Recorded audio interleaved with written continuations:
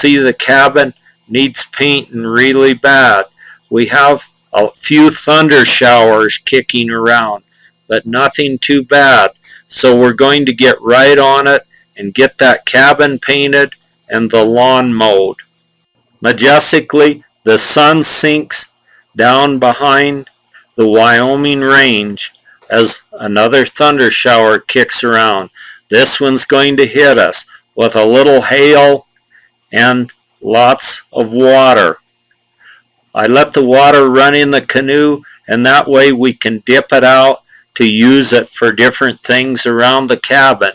The only thing, after it quit raining, then a dry wind blew and dried all the water up, and no more has happened since then.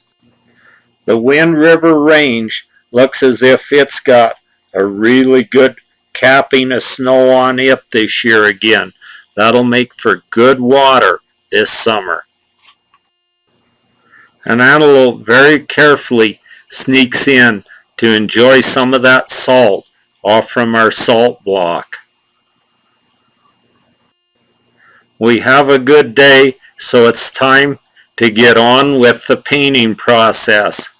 It'll take me about 2 days to paint the cabin, and I painted every single inch of it with a paintbrush.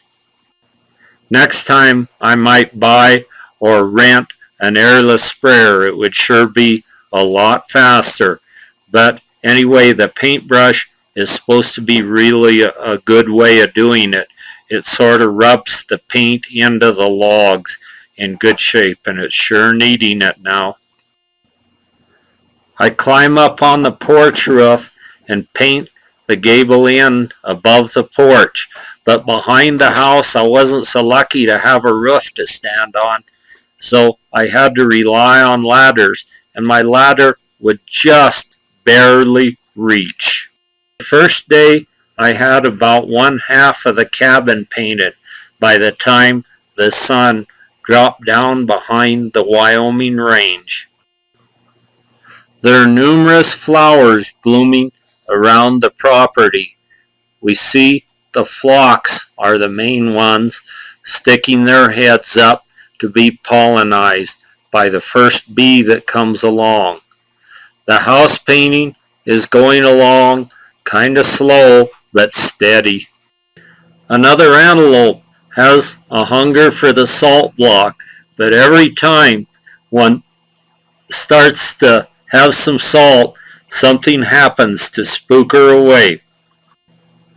After we finished painting the cabin, we decided to go out and find some petroglyphs. We understand there's a petroglyph site out there where there are some woolly mammoth and other things. We want to find them. As we were heading toward Farson, there was some construction, and a big truck threw a rock, almost going completely through our windshield. There's a lot of glass fragments all over the dash and all over me as well. It was kind of a spooky thing when that rock slammed into our window and just spattered glass all over my pants and everything. We're headed for Pine Mountain Petroglyph site. We're not just exactly sure where it is, but we're thinking we're on the right road. There's a prairie dog. We still haven't found Pine Mountain petroglyphs, but we found White Mountain, and it's always worth a stop. It looks as though the nests that are here have been rebuilt this year, and it must be someone called these home. At one time, it was an eagle that nested here. Someone shot the adult eagle. Someone had to rappel down and get the baby eagles and raise them in captivity. But now there are 2 nests there, and there wouldn't be 2 eagles, and it looks more like raven nests than anything, and I did see the ravens around. Some sort of a pregnant animal there.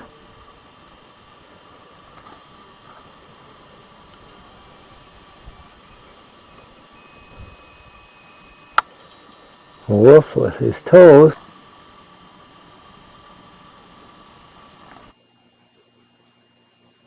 A humanoid petroglyph scratched into the sandstone. Even a cave with petroglyphs in here. Humanoids mostly, and they seem to all be female in this cave. There's a real large one here, and very well done. Marge is taking stills of them, more humanoid petroglyphs scratched into the sandstone out here, and again, they're all female. More animals of all different sorts, some elk with big antlers, and all sorts of tracks here, and I'm not certain what those tracks were meant. I think they might have been wolf tracks, but maybe they were even as much as birds. And this petroglyph dates itself. It was a horse right in the mouth of a cave, and you can still smell smoke in here and see where the cave is smoked. A big elk, some dainty little flowers grow right at the foot of the petroglyphs.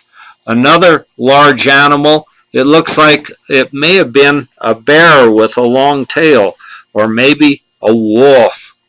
There's the female symbol and a teepee there, a big elk, and here's an outstanding petroglyph of a woolly mammoth, a buffalo. The grizzly tracks always impress me. I just wonder what the battle was between these Native Americans and the grizzly, since they have so many of their tracks. Some dancing humanoids and a big spear right next to the woolly mammoth. Another dancing humanoid. Looks like he's having a great time of it. And that one's a female. There are all sorts of handprints carved deeply into the sandstone. We think this was a birthing area, and they'd put their hands in there to be in touch with the earth and to withstand the pain of childbirth right in this little protected area right behind a sandstone cliff. There must have been many a warrior born here. From a distance, I can see the handprints right below the woolly mammoth petroglyph. Marge is continuing to take pictures on a digital camera while I'm relying on the movie camera to capture these outstanding petroglyphs. The woolly mammoth was right underneath the bear tracks. We've looked White Mountain petroglyph site over once again, and it's time to move on. We go past the rock formation known as the Boar's Tusk out to the sand dune wilderness area. This is supposedly the biggest sand dunes in the world. They're not very tall or very big, but they just go on and on forever. They're extremely long. There are even wild flowers here, and Marge is concentrating on the boar's tusk to take her pictures. It's now time to move on out of here. We're going down to Rock Springs. There are a few things we need, including some mortar to do the rocks around our chimney. So we'll make the trip down to Rock Springs to get it.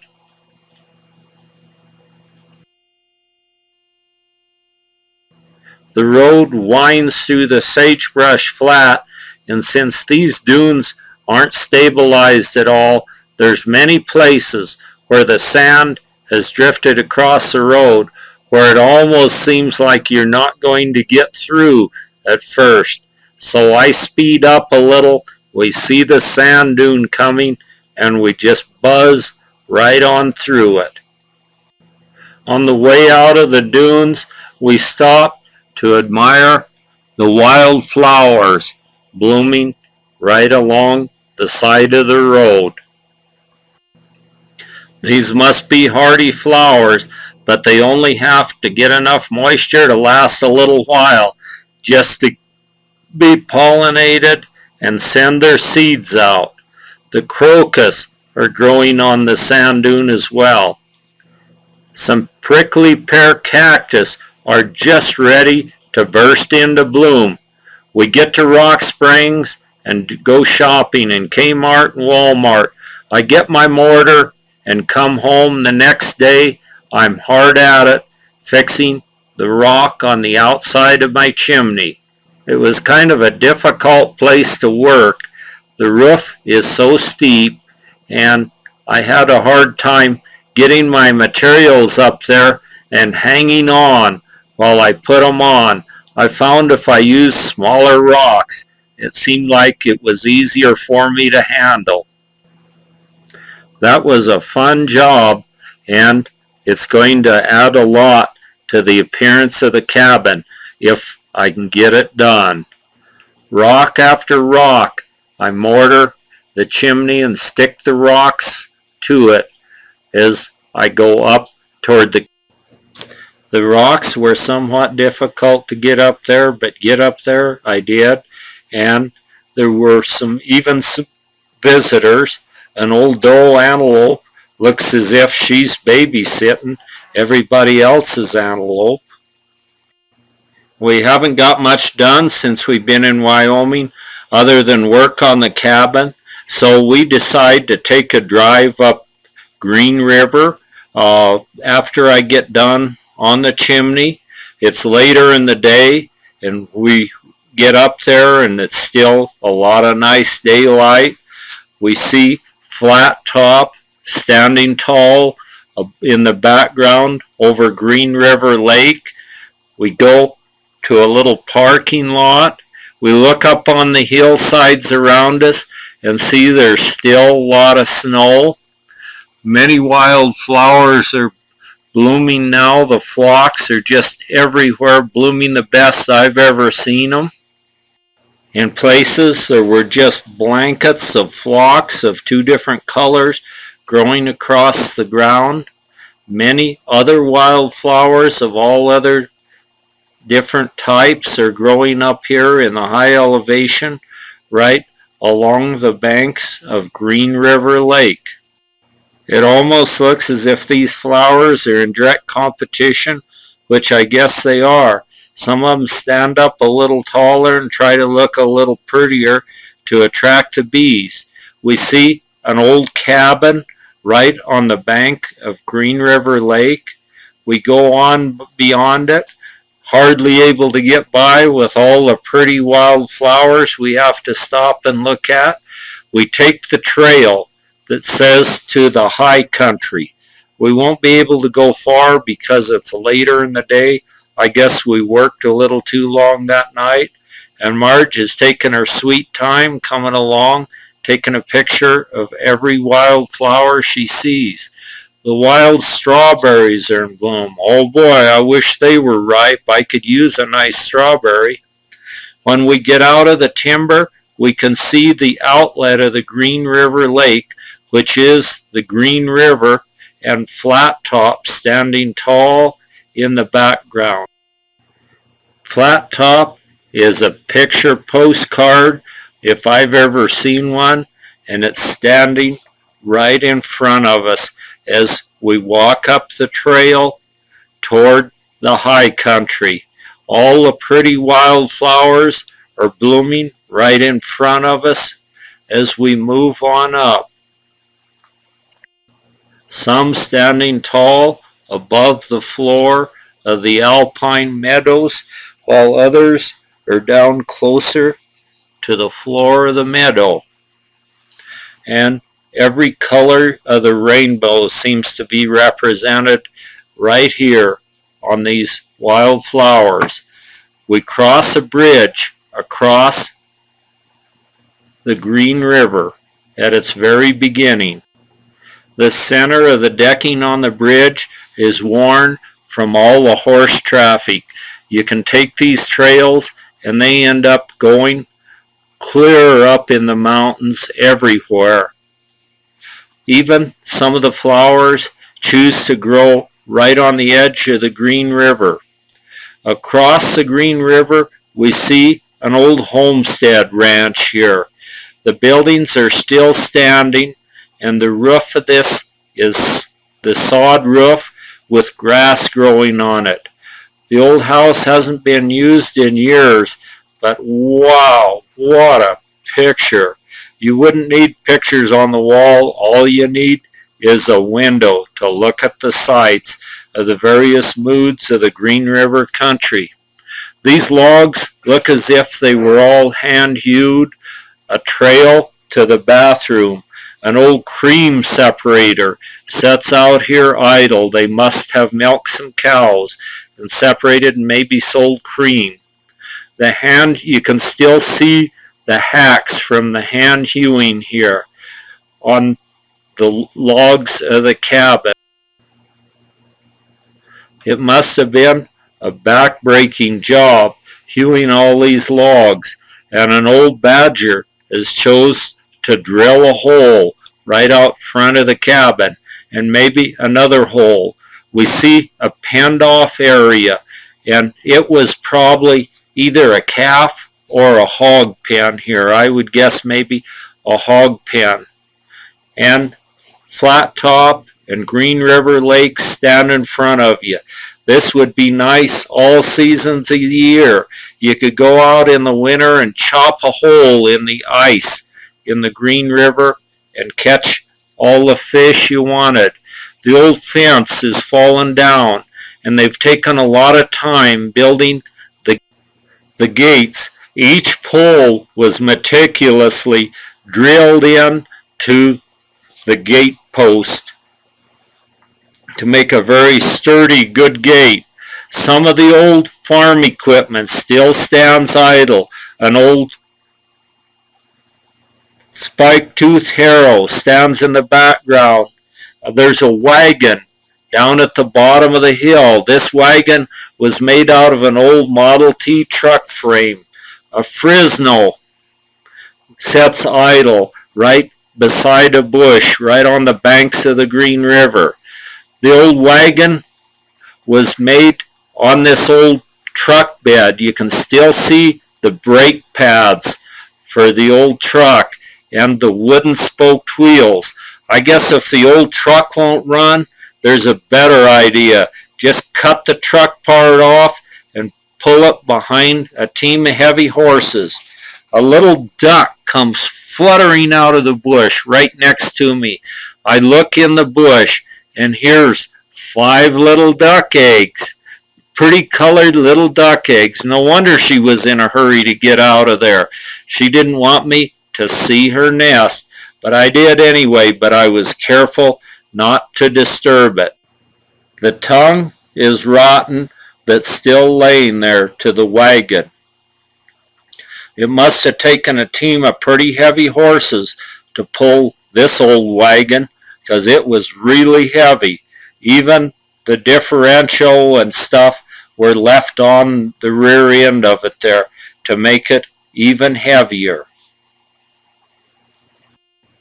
It looks like it would have been rather easy to remove that differential and a few things, but for some reason they chose not to. The old tires look as if they're pretty well worn out. Marge is taking a look at the old fallen down fence, and then she'll go down and check out the old wagon.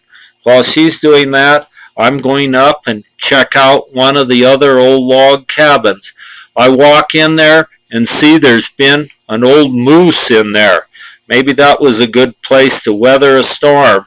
And hey, there's somebody home in here. Oh, hello there, Mrs. Robin.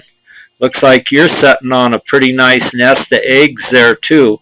I'll be careful not to disturb you. I'll just get a picture of your nicely made little nest right on a beam in the old cabin with the sod roof. These cabins weren't just made, they were meticulously made like a work of art. Even the logs were chinked with clay to withstand those cold winds of those winter Wyoming nights.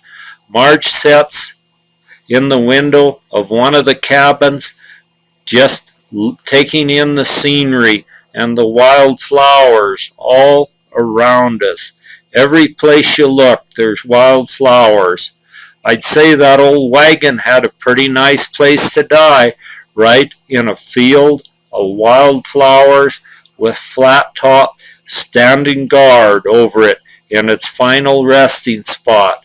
Out on the Green River Lakes, there's a fisherman out there. He's sure working at it, but it seems to me like he never leaves his hook out long enough to ever catch one, and we didn't see him catch any, but I saw he had a stringer that had 4 on it, so he has only a couple more and he'll have his limit of trout from Green River Lakes. Meanwhile, we come back to the cabin and find we have a visitor right in our front yard. This must be the daddy of those little baby antelope that we're scampering around. But he's staying away from that mom and those babies. He doesn't want any part of that kid raising business. He's busy out working. He scratches for a bit there, scratching a little hole. They always make a cat hole for their droppings, and then they try to line up and hit it. He's not exactly hitting it, and they never ever think to cover it over. I've never seen one cover it over. They don't have that part developed well enough to do it, but maybe in time they'll develop that skill as a cat does. We're taking these pictures right from the living room in our cabin at home here, and Marge and I are arguing over who gets the prime spot to do the filming. The old antelope is leisurely walking down the road right in front of us. He certainly has a tremendous appetite. I guess maybe being the daddy of that many fawns that it really makes you hungry, and so he's not necessarily eating the grass. He's taking the tips off some of the sagebrush and the tender young leaves along the driveway. A little ground squirrel is setting out by Marge's row of rocks out in front of the cabin. He's just sitting there looking things over. He'd probably like it if someone were to throw him a chunk of lettuce out there, but why do that? There's plenty of grass and stuff for him to eat this year, and lots of seeds. And besides, we don't want to spoil him. We're not here all the time, and he's got to learn to fend for himself. He better watch out for the big bad wolf, or a coyote, or a fox, or even a bird would take him in a second. He looks nice and fat and would be pretty good eating. It's time to stand back and admire the job we did painting the cabin. I haven't taken my ladders down yet, but I can see the cabin's all painted and the rocks on the chimney. It's taken me about a week to do this, and well, it was the height of getting up there and working off from a tall ladder was pretty exhausting. But now it's time to start loading and getting ready to go.